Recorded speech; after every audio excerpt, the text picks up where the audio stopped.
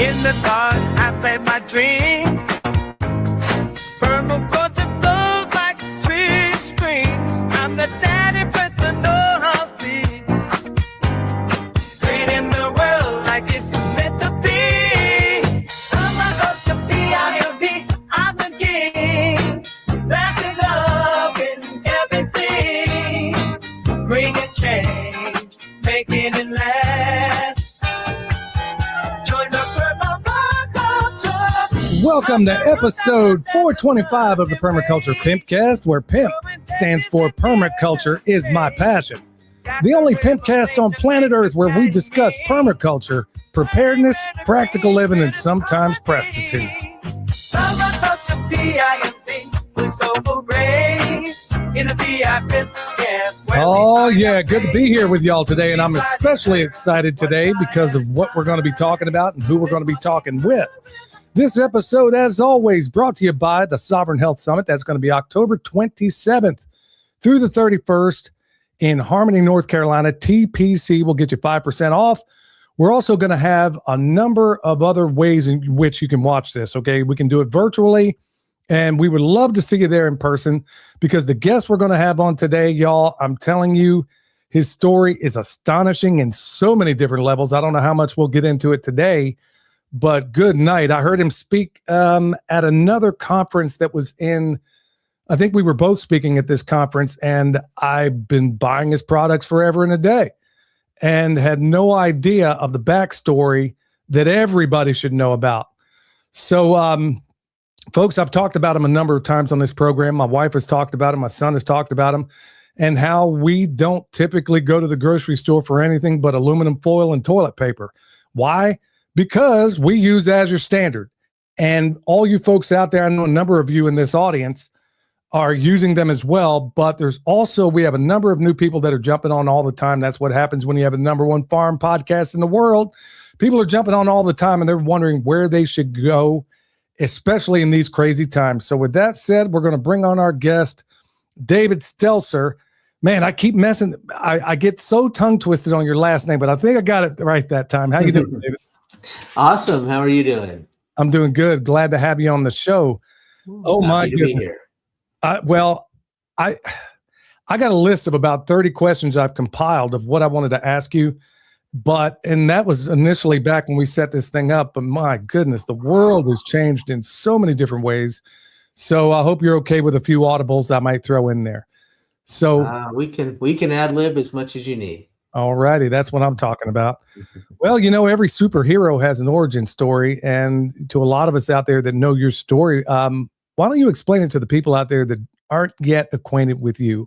Give us your background.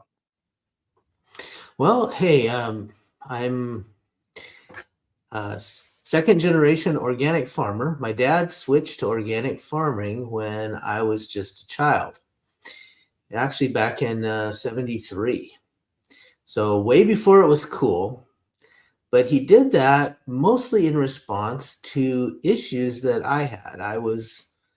When I was a baby, basically, a little bit older baby, not when I was super young, but I developed serious health issues. I was in a bad situation. The doctors went from doctor to doctor. They didn't really expect me to live. And it was respiratory, it was GI, it was all of it. And my parents didn't want to give up. And so they eventually found, after trying dozens of things, a naturopath up in Spokane that told them about diet. Most medical, they don't really tell you about diet. Oh, it's just about drugs. Nobody's sick from a lack of drugs, but a lot of people are sick from a lack of nutrition. And when you're talking about organic agriculture, that's what that's all about. And really permaculture, healthy agriculture, regenerative concepts. So anyway, they changed the family diet radically based on the recommendation of that naturopath. And it didn't happen overnight. It wasn't like a drug. It doesn't happen instantly. But over a period of some months, I regained my health. And even to make it more interesting, my granddad was eating the same diet, and they changed a lot of the diet for the whole family. I mean, Dad threw out all the white flour, white sugar, refined foods, Crisco, all that stuff, just threw it out overnight. We never used it again and haven't ever. Every soda, anything with corn syrup in it, everything went out the door and has never made it back into our house in, over 50 years. So we have a long history of that. And my granddad, he actually had heart disease. He couldn't even work. He was nitroglycerin. He couldn't set a foot on a tractor. He had been a farmer before too, had some chemical, issues. He got well too.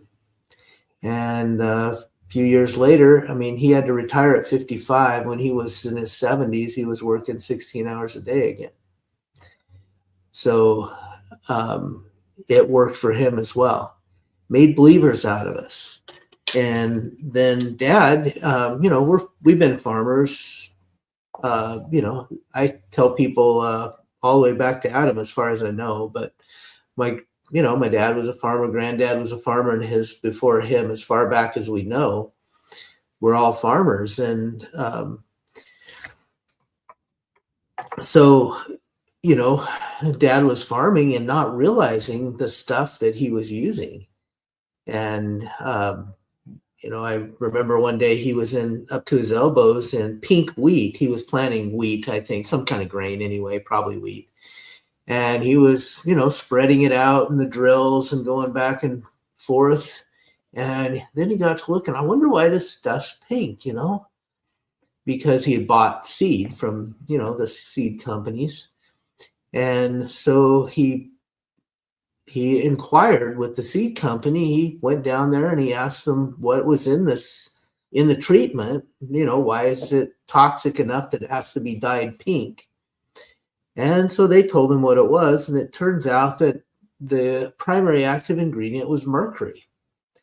And, and he had just learned about some diet stuff and learned that mercury in its free form is a heavy metal that the body has a hard time getting rid of. It's a rather dangerous heavy metal for, the human body.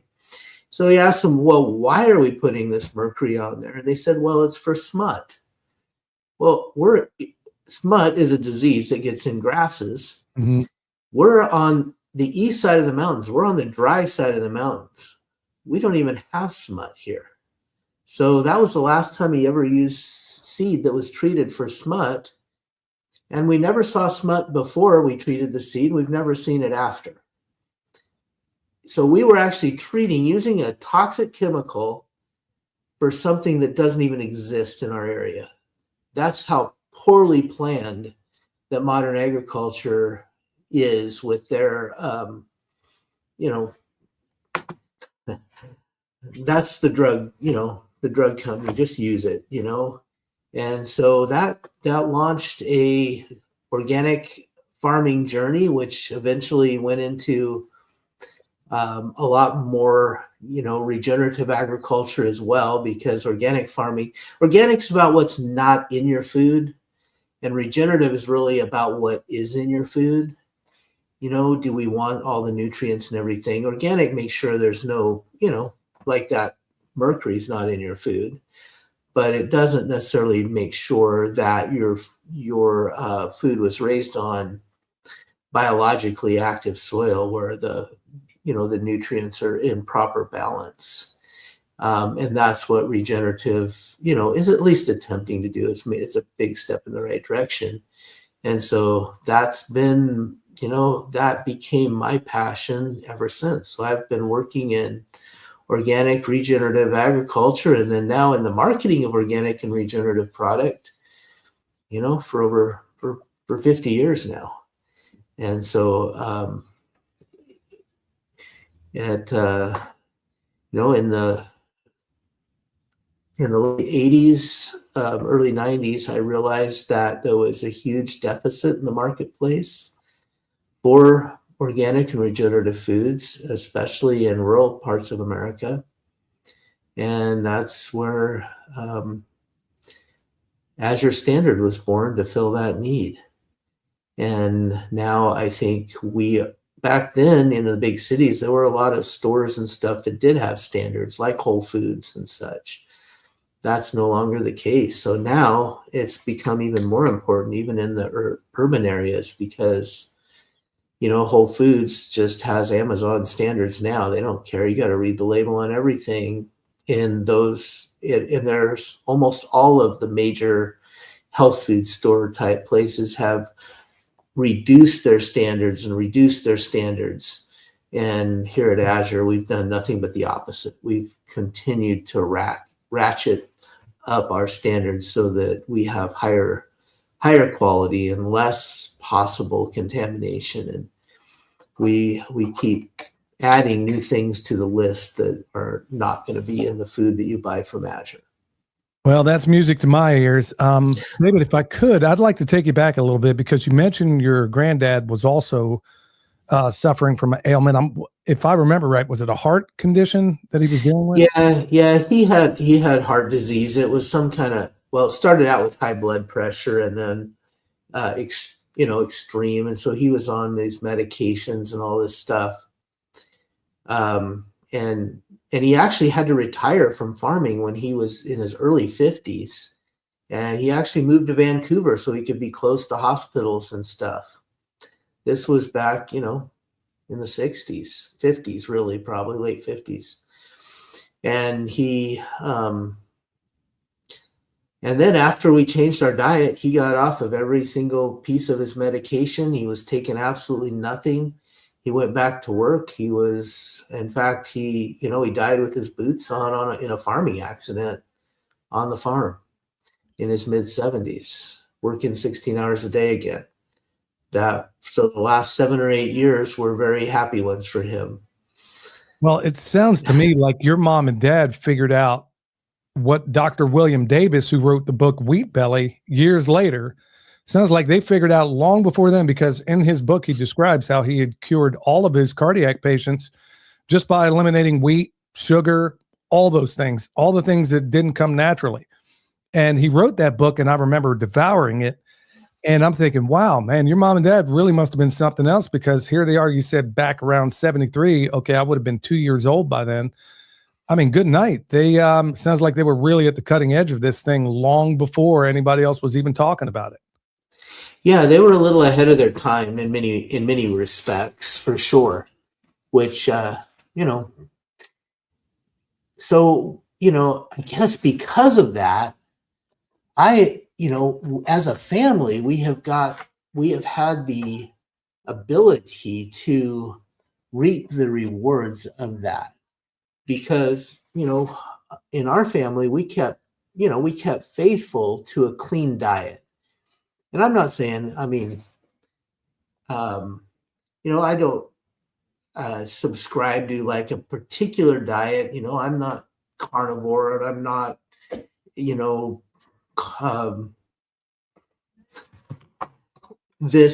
I don't Mediterranean or keto or put the label on.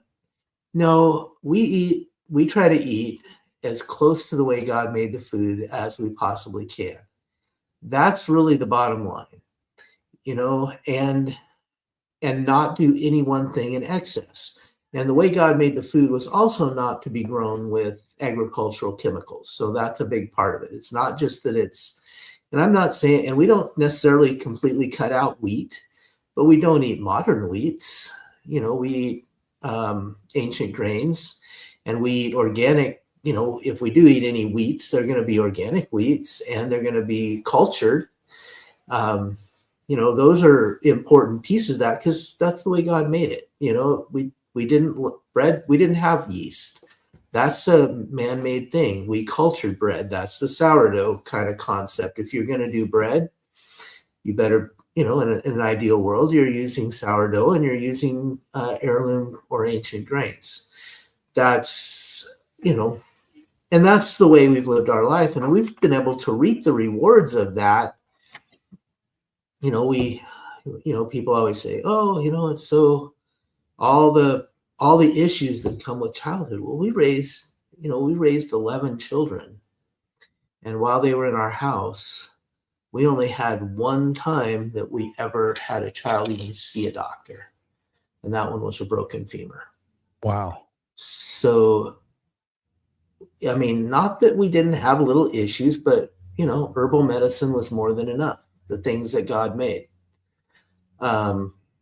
In every case, but, my confidence wasn't quite there for the broken leg. But the rest of it, hey, the herbs, there's herbal medicine, there's homeopathy, there's those kinds of things that you can just do. It's not difficult, and it works really well. And food is your medicine is absolutely true. Amen. And we've found that to be very, very true in our lives. And so now going down, second and third generation, while in America, in fact, I think it was Kelly Means, one of Kennedy's guys just told me last summer that we're at 55% of children in America have a chronic disease of some sort that they've been diagnosed with. And up from about 5% in 1970s. Well, there's definitely a problem with that. And I guess in a way, I was part of that 5% in the 70s. But now the next generation, that's gone.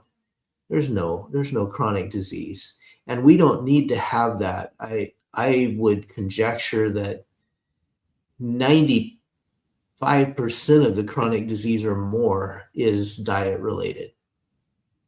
There's, diet and that includes agricultural input.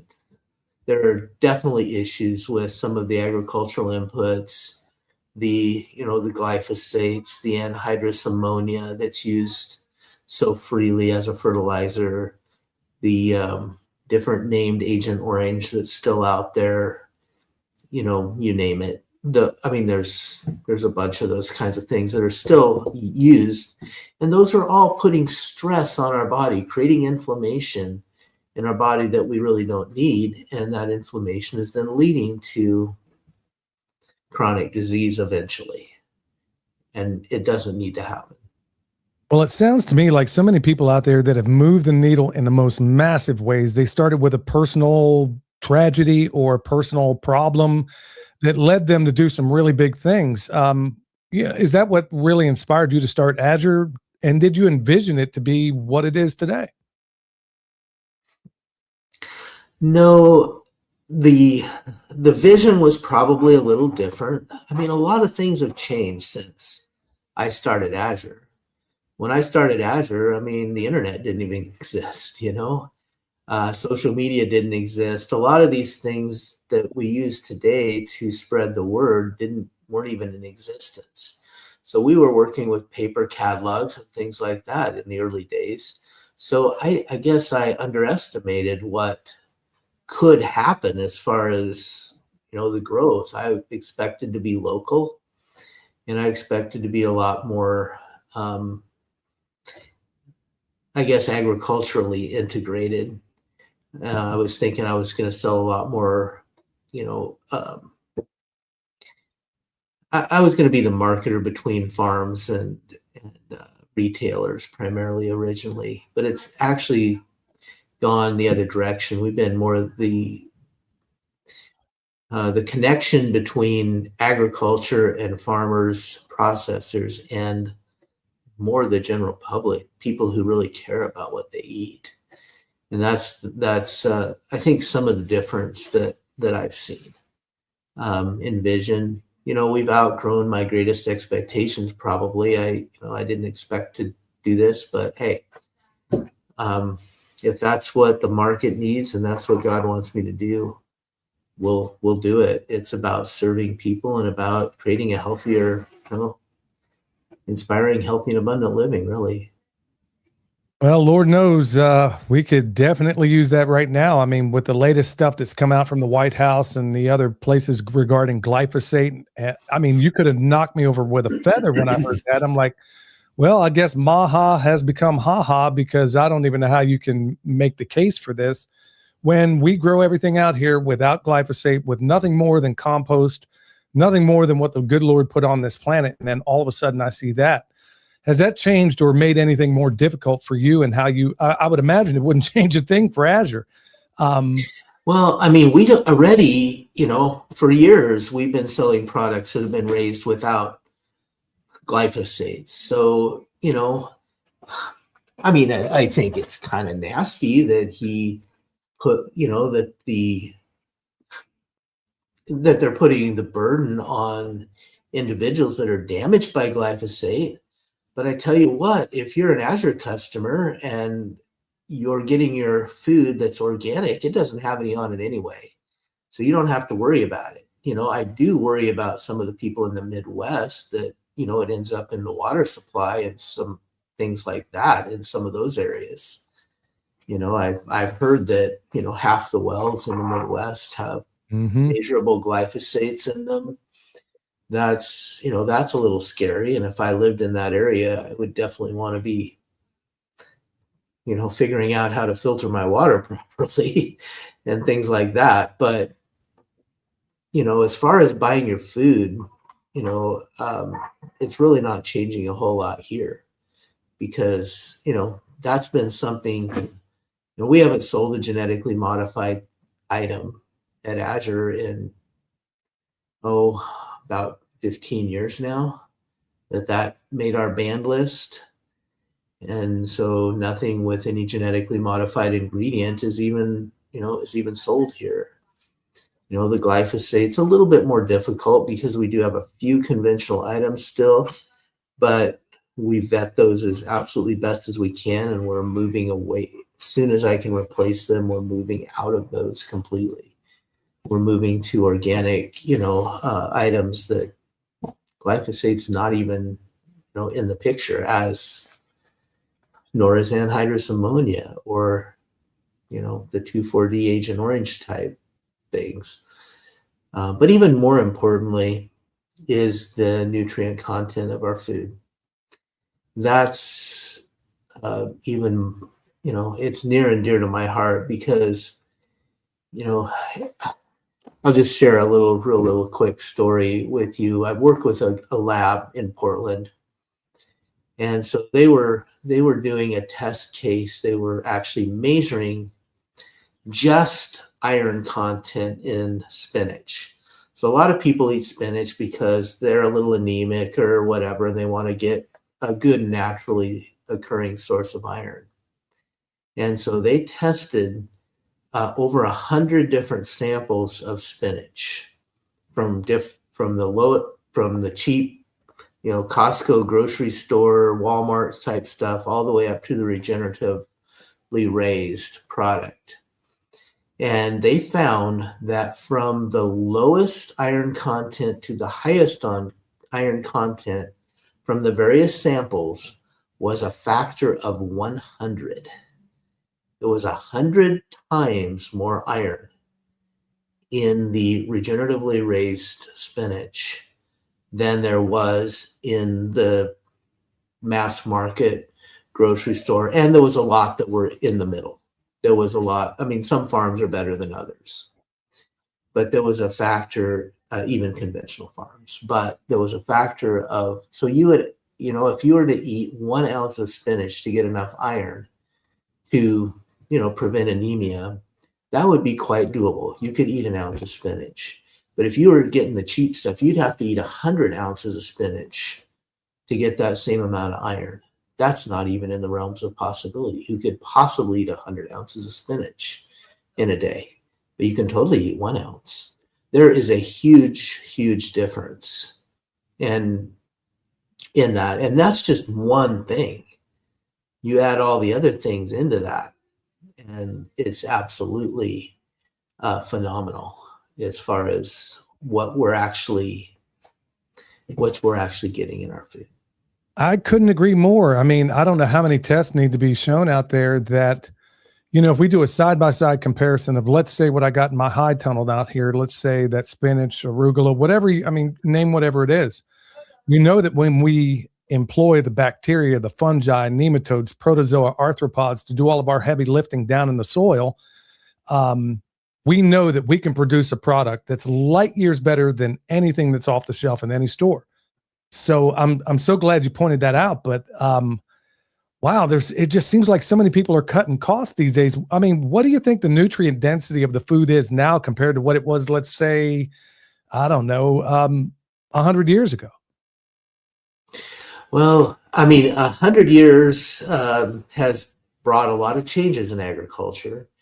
And the nutrient, 100 years ago, chemicals were starting to be used already by then in agriculture. But the land was still relatively virgin, at least out here in this country. In the 20s, I mean, the land that we are on was settled around the turn of the century. In fact, most of it was, it was originally homesteaded in the late 1800s, 1880 to 1909.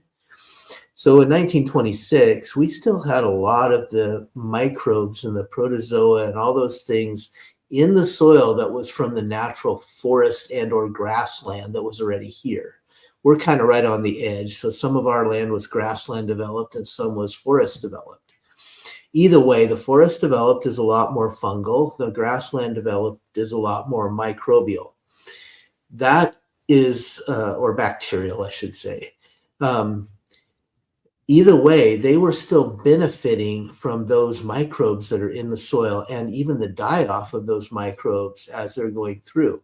So the nutrient density of the soil was way high, or of the food was way higher, because the microbes were still creating the nutrients.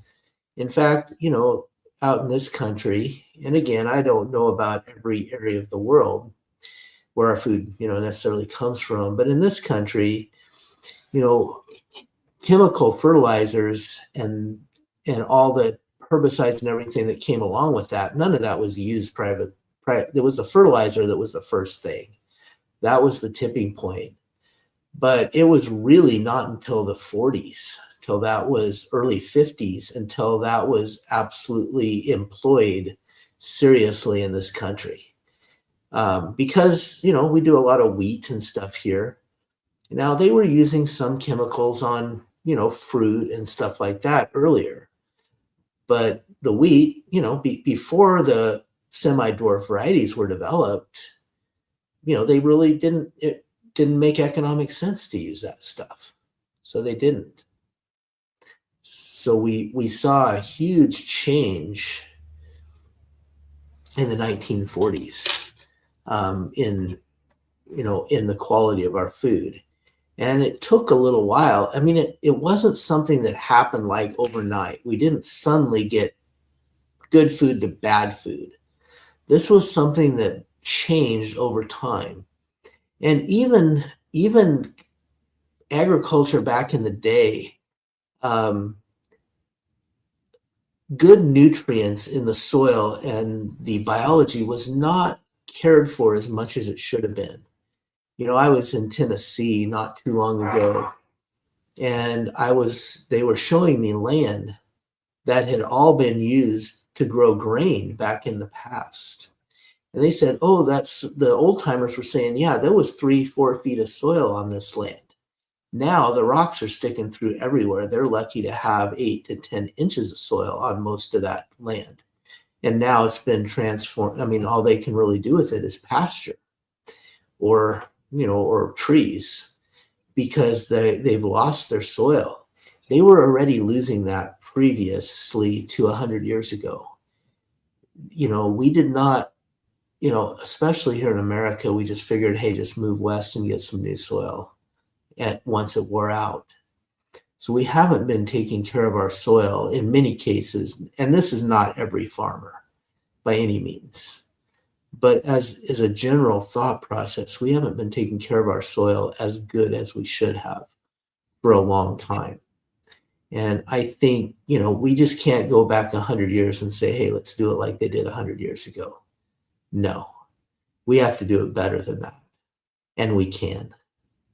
Now that is music to my ears in so many different ways.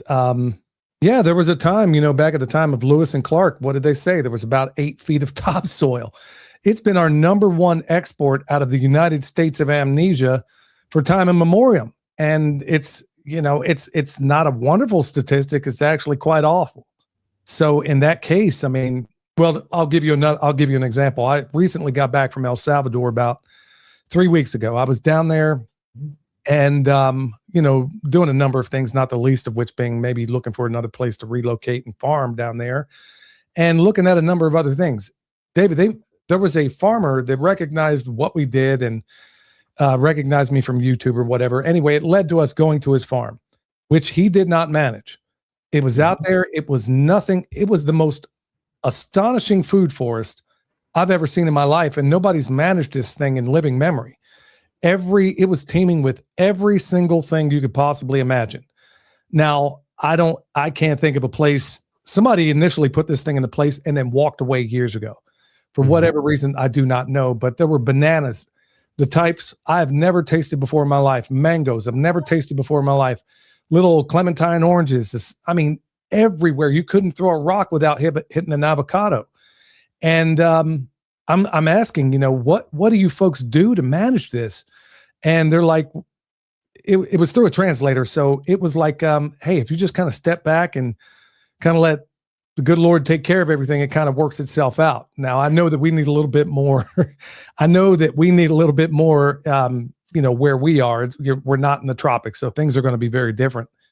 But well, even in the tropics, somebody has to get it going and whatever. Otherwise, there's other plants that become dominant. We need to help our food forests, if you will, so that food plants become dominant. But absolutely, we have an earth of abundance. There is no shortage. There is no shortage of food. There is no shortage. That should never even enter our minds. The shortage is just in it's in the economics around food.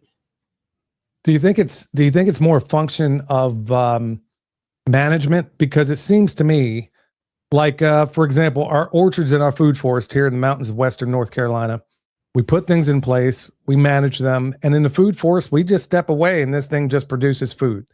Certainly not to the extent that it was down there in El Salvador, but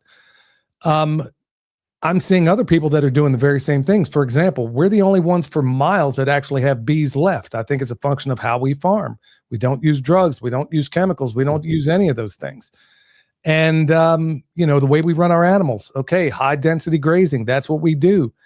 But nobody else around me is. And I'm like, you would think they would look over the fence and say, how does he have green grass in the middle of February, but we're over here, it's still gray until April? Do you think most of what in terms of farming, do you think most of our problems lie in management and I dare say ignorance? We as farmers have, in a general sense, have abdicated our responsibility to be the guardian of the nation's health. We have gone to the universities and assumed that the universities, the graduates from whatever, whatever land university, OSU or whatever, is going to know the answers to our problems. Unfortunately, those universities have only really studied the chemical applications. And so they keep going more and more towards the chemical application. What do you do?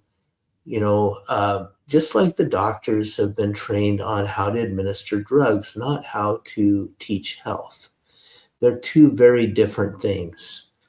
So most farmers, even as a society, in many ways, we've become a society of experts.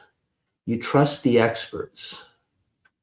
When the experts get off track, and that's what's happened in agriculture here.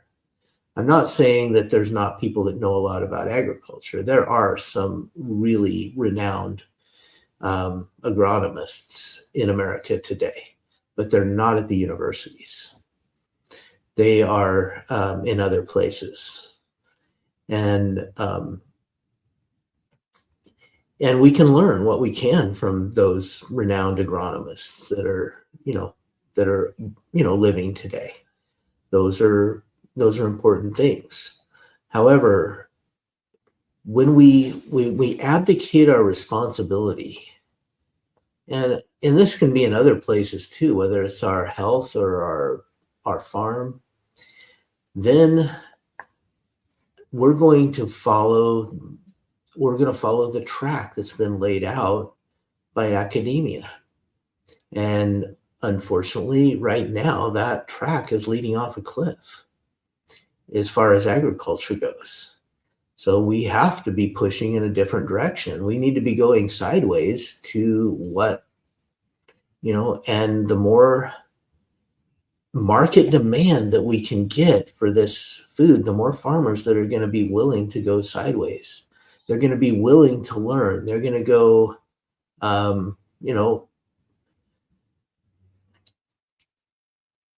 learn from people who have been doing regenerative agriculture, organic agriculture, permaculture, all of these sisters to the same concept that basically microbes should be what's giving the nutrients to our food, because the nutrients to our plants, it's a symbiotic relationship. Microbes have to have healthy plants, and healthy plants have to have microbes to even exist. That's what creates the nutrients for the plants. The sugars that the microbes have to use for energy to create that nutrients for the plants have to be given to them by the plants. They can't actually make sugar, or photosynthesis only happens in plants. They can't make carbon or carbohydrates from oxygen and water and sunlight. Only plants can do that. So that's the symbiotic relationship that is so beautiful, and that's all we're really trying to do, is make sure that full chain, that our job is, as a farmer, is more as a biologist, not a chemist. We are not here to try to create the chemical elements that plant needs. We are here to create a healthy environment for the microbes to live in, so the microbes can create the nutrients that the plant actually needs. And then the plants can actually create nutrients in the right balance that we can use them for healthy bodies for us and for the animals that we eat. It's even more important when it's second generation. If you're doing, you were talking a little bit about grazing. And if you think about that, if the animals are eating grass doesn't have the nutrients they need, it's just going to be that much more concentrated in the meat when we eat the animals. Or they're eating grass that's been sprayed out with glyphosate or something, it's just going to concentrate in their meat just as much, if not more. So it's even more important when we're eating, second generation on the food chain food. So it's one thing, but it all comes from plants initially. Whether we're eating the animals or we're eating the plants, or we're eating the animals that ate the animals that ate the plants, somewhere along the line, it all comes from healthy soil. You can knock me over with a feather right now, because I've been going on about what you've been saying forever and a day on this podcast. I mean, take, for example, in our reductionistic Western culture, I doubt you and I would be having this conversation today if your mom and dad didn't say, instead of this reductionistic approach, maybe we better look at a holistic approach. And so many of us out there think, okay, oh shoot, Billy, I got grasshoppers everywhere. What do I do? Do I put this chemical? No. You don't have a too much grasshopper problem. You got a lack of turkey problem. Okay. You don't have too many slugs out there. You got a lack of ducks out there. You don't have a ticks running around everywhere problem. You got a lack of guineas. Like you said a moment ago, I got to bring this out because I was just having this conversation. I can't remember who I was having it with, But you brought up something that I think is just absolutely astonishing, especially for the evolutionists out there. You said a moment ago that there has to be this symbiosis between all of the soil food web and with every plant out there. Every plant is putting off exudates and sugars. Well, the bacteria and the fungi got to eat something. So if we believe, and I don't mean to go too sideways here, but I got to bring this up. If we're to believe what the powers that shouldn't be say regarding the origins of life or everything else, well, the archaea started first, then it was the bacteria, then the fungi decided to come along. Hold on, none of those guys live unless they have this symbiotic nature with the plant life around it. And once you understand that, I mean, this is just absolutely earth-shattering, at least it is to me. Sorry to get so excited about this, but I mean, what you're talking about is, I think, game, set, and match for all those who say, well, this just kind of all happened and it fell right into place. Because how do you create this? What did the archaea just say? Oh, shoot, I'm going to exist here, and I don't have anything to eat for 1,000 years until the plants come along. So we'll just hang out here. Or the bacteria. It doesn't happen that way. So thank you so much for bringing that up. Well, I was just bringing it up in context of soil, but you're right. I mean, it does make a interesting question when you talk about that. Well, I'm glad you did, because good night. Now I'll be staying away half the night just pondering that thing.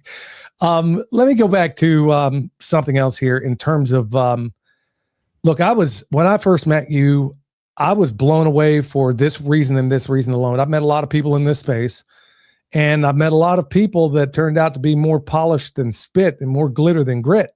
But when I'm sitting at your table and, you know, I'm asking you about the products you have, you seem to understand, like we were talking about the fish oil. You knew exactly where it all came from. It didn't matter what that item was on the table. You knew where all of it came from. How involved? I know this is something of a rhetorical question, but I think the audience out there who hasn't yet pulled the trigger on whether or not they want to buy Azure, how involved are you guys into making sure that this stuff is the highest of the highest quality that exists? That's our primary job. I mean, if we can't provide that, if we don't know where our product came from, if we don't know, you know, why it's better, and I'm not saying that everything at Azure is perfect. It's not yet. We're still working, you know, we still have that journey. And I don't know if there's any perfect food, hardly, unless you grew it out in the wild or something. Available. However, we vet every single thing. I have personally we have what we call a new products panel. So every single product that comes into Azure, and there's been about 12,000 of them over the last 30 years. We currently have, there's been a lot more than that because we've dropped some too. I have personally looked at every single one. I have read the ingredients. I have gone back and forth with vendors, and has the rest, you know, the other 6 or 7 members on our panel.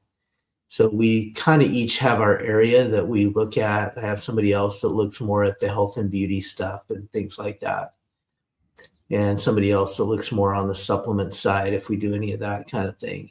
And I'm more involved on the food, you know, the food and agriculture side.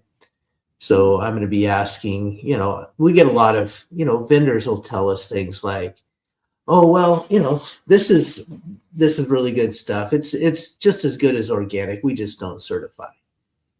And so it's my job to ask why. So and we do sell a few things like that, but my job is to ask why. So if you're raising an organic product, why are you not certified? If you're not certified, I need to know why. And if you can say, oh, well, you know, a lot of them say, oh, the paperwork's too tough or this or that. There's always those kind of excuses, or it's too expensive. In most states, most of it's subsidized, truthfully, for the small growers. And, you know, most states you can basically get certification for free. So that's kind of a dumb, you know, thing.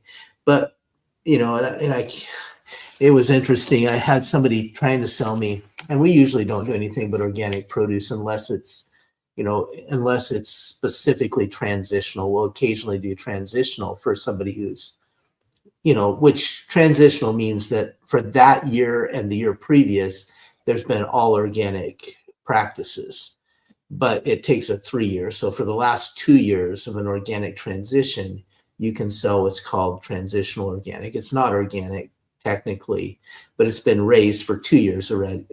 Well, for a year, 2 summers, I guess, with organic, the summer previous and the summer that it's been grown, and or 2 summers previous under organic practices in order to qualify as transitional. But, so he was trying to sell me garlic. I raise it in the backyard. We're a small grower. I mean, but we really want to add, be able to sell our garlic through Azure because we want to do a bunch of it. And so I started asking the questions. Well, how, what do you use for fertilizer? Oh, I went and got some steer manure and this and that. So I said, well, how do you control the grass? How do you keep the grass out of your garlic? Because garlic you have to plant in the fall, so it's pretty prone to grass because a lot of grass will come up in the fall. And he says, oh, well, I just put Roundup on right before I plant the garlic, but I don't put it on after I plant the garlic. I just put it on right before. Like, good God. You're asking the questions, we have to be able to, and the guy, I don't think even knew that he was so naive on that. He actually thought that he still had a good superior product because he was using steer manure instead of, anhydrous ammonia, I guess, or aqua ammonia or something.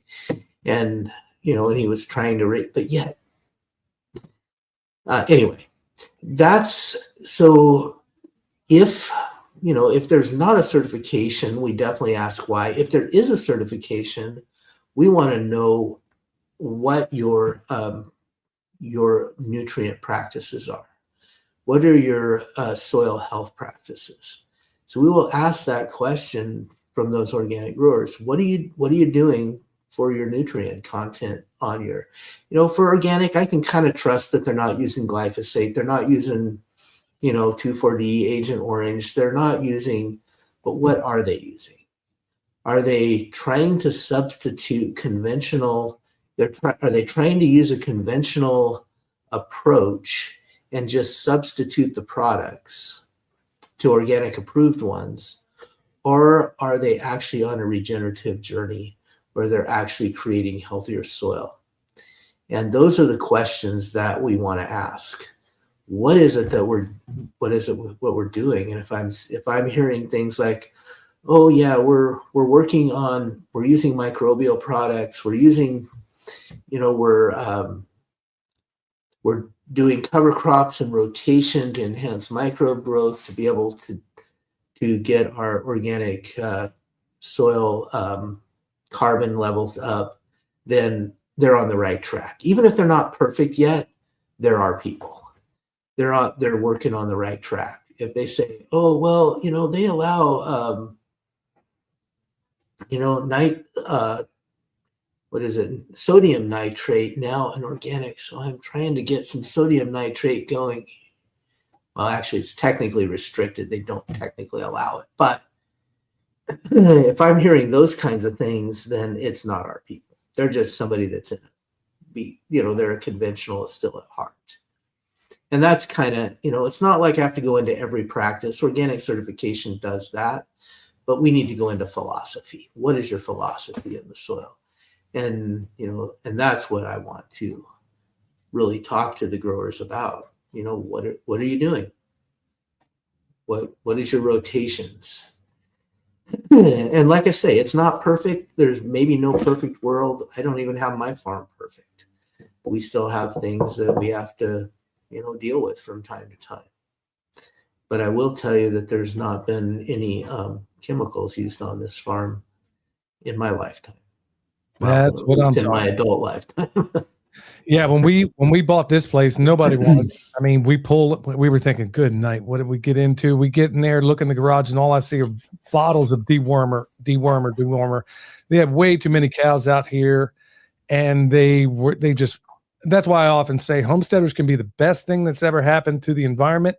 But more often than not, folks, if you're not out there educating yourself, finding out what you need to do, you could be the worst thing in the environment. So go out there, get that training, and find out. Hey, just a little side note here, folks. David is going to be one of our keynote speakers at the Sovereign Health Summit. That's going to be October 27th through the 31st. If you haven't heard him speak live, I'm telling you, he's going to blow you away. I know I was floored the first time I ever heard him. And as I said a moment ago, when I was able to go over to his table and he could tell me exactly where the fish oil came from and where everything else came from, I'm thinking, okay, this guy can't be possibly this connected. And so I'm thinking, okay, this is somebody I got to know a little bit better, because I'm all about growing and acquiring food that, I can't grow everything here, but the things we don't, you better believe Azure is where we're going, folks. And that's why I've encouraged everybody out there. If you're not doing it, get out there and get it done right now. David, a couple more questions here. I know this answer, but maybe you can spell it out a little bit differently that makes sense for a lot of the people that are new to this and don't really understand the model from Azure. So how does Azure's drop model differ from that of traditional grocery stores? So what Azure has done is we've created so our model is a little bit like, and this has happened over time, but on the front end, we're a little bit like an e-commerce company. So we have a website. We also have paper catalogs still. We haven't completely thrown that away. So if you prefer paper, we just let us know. We'll send them to you. But we have basically an e-commerce front end. You can search things on the website like Amazon or anywhere else that everyone's used to. I think our website stands up with the best of them. But on the back end, we've created a more efficient delivery model. Once you go into retail, a retail store, and there's a few exceptions to this, but this, and this is what I learned pretty early on, because I thought at first that I was going to be supplying retail. But I learned pretty early on that what all a retail store cares about, they don't care about the health of the product. They don't care about what's in it. The only thing they care about is how many dollars per square foot of shelf space that they can turn through that store. What the profit that they're going to be able to make on however many square feet or square inches. So if you're going to take X number of square inches of shelf space, the only thing they care about is how fast you turn that product, how many turns there are for the amount of shelf space that you're taking up. That is not what I care about. I care about the quality of the food. I care about what is going into the bodies of the children in America. That makes a lot. I could care less about how many dollars per square foot of shelf space. And I could do that. Some distributors do the same thing. I mean, it's warehouse space. It's the same thing. But no, that's not our model. Our model is, what can we do to support families into healthier food? Whether that's finding the best food or even finding the best canning jars so you can can the fruit that you might produce in your backyard. The peaches on your tree there in North Carolina. I mean, I'm assuming you grow peaches there, but those are the kinds of things that Azure is here to support. And so our model is that, it becomes incredibly expensive to ship, especially when we're dealing with frozen, refrigerated, and all of that, like via UPS or something like classic e-commerce does. So what we've done is we've created our own fleet of trucks that cover pretty much the whole country. But instead of delivering to every home like UPS does, we deliver to a central drop location in each community. And we've got, it's not perfect. We don't have 100% yet, but we have about 4,000 drop locations across the country. So you just place your order on the front end, just like e-commerce. When you check out, you just choose, I'm going to get delivery at a drop point. And then it brings up a little map, and you go find the place that's closest to you on the map, and you can even put your zip code in there to find it for you. And you say, oh, I'm going to get my delivery here. And then you get an email or a text, depending on what you sign up for, telling you that, oh, the truck's going to be there at 4 o'clock on Tuesday, whatever that happens to be. And then you can either show up at that drop, especially if you have cold and frozen goods. That's a good idea to do that. Some drop points have a certain amount of storage as well. Some do, some don't.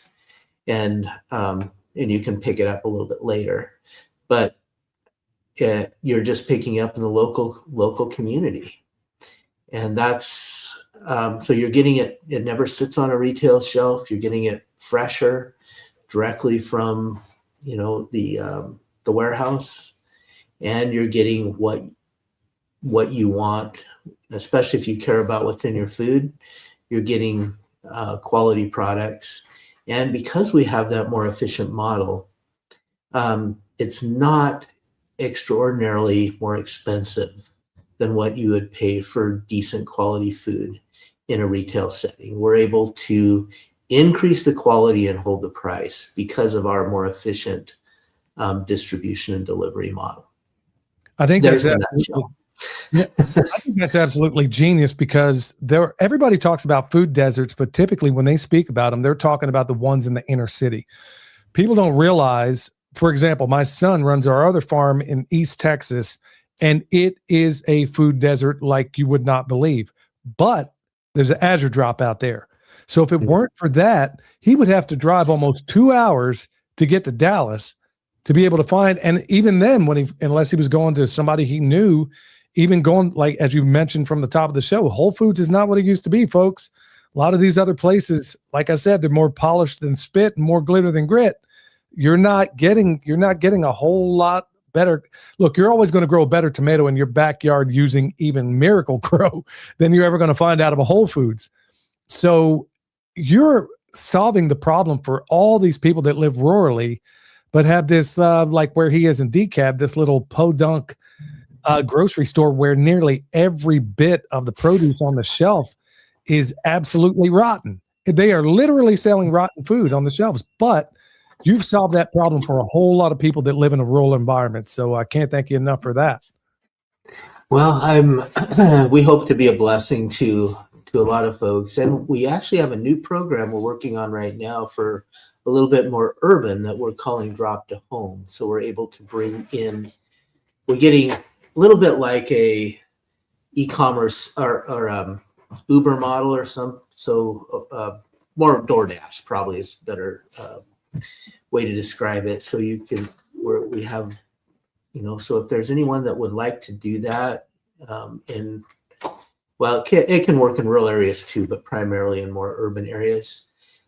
We can deliver, because a lot of times we can't get our big truck into the inner cities. So we're doing an experimental one right now. We've got a bunch in Phoenix, LA, and Grand Rapids. We've got drivers in those major metros and testing that right now. And so we're ready pretty much to do that. So if there's anybody that's interested in, driving, just at on drop day or whatever, and there's a little upcharge. We don't keep any of that. That goes 100% to whoever's doing the driving, pays for gas and time and whatever. But it's that's, I think, going to be the next way we're going to be able to get into the inner cities, is having people. And unfortunately, we're needed in the inner cities now too. It is not just in the rural areas because of, like we were talking about with Whole Foods and stuff, but we really need to, the amount of high quality food in the inner cities is somewhat limited, way more limited than it used to be even. And anyway, we want to bless as many people as we can with healthy food and healthy options. Well, you certainly are, and you've been a blessing on this show today. I want to be respectful of your time, but David, is there anything you'd like to leave the audience with? Well, Hey, remember that we do have a land, our soil and our is full of life and abundance. And the more that we live life, the more that we work with nature, the more abundant that it's going to be. And we can have an abundant and healthy life. There's no reason that we can't. It's up to us. We can live in a world of scarcity and illness, or we can live in a world of health and abundance. And it's not just about food. There's also the emotional aspect of that. And there's also the physical, the emotional, spiritual aspect, I should say. There's also the, the fitness and exercise aspect. But if we can add those things together, we can have a life of health and abundance. There's no reason. Our bodies are made to last, and they're made to be healthy. So let's work with nature and with our bodies and our microbiomes, and we can have that kind of life. Well, folks, I couldn't have said it better myself. I mean, good night, man. I'm just about ready to fall over because he's saying the very same things I say in this program every single time, that if you take one step towards nature, you're going to get about 10 of them right back to you, folks. It happens every single time. That's the abundance that the good Lord put on this planet. So, look, you know the deal, y'all. Until next time, stay alert, stay alive.